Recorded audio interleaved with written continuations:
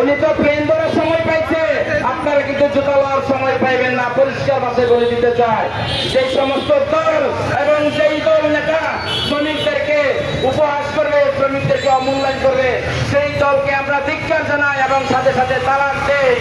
আর যেই নেতা শ্রমিকদেরকে অমূল্যায়ন করবে, সেই সমস্ত নেতাদের পিঠের এবং পাচার চামড়া লাল করে ফেলবো।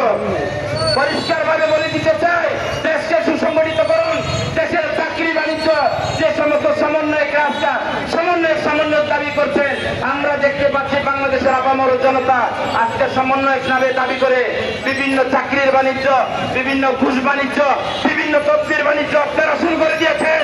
আমরা কিন্তু বাংলাদেশের জনগণ তা মেনে নেবে না। আপনারা যে সমন্বয় দাবি করে বাংলাদেশকে আজকে আরো উগ্রবাদী বানিয়ে ফেলছেন।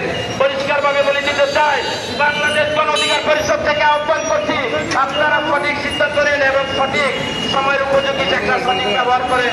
আজকে বাংলাদেশের জীবনে আমরা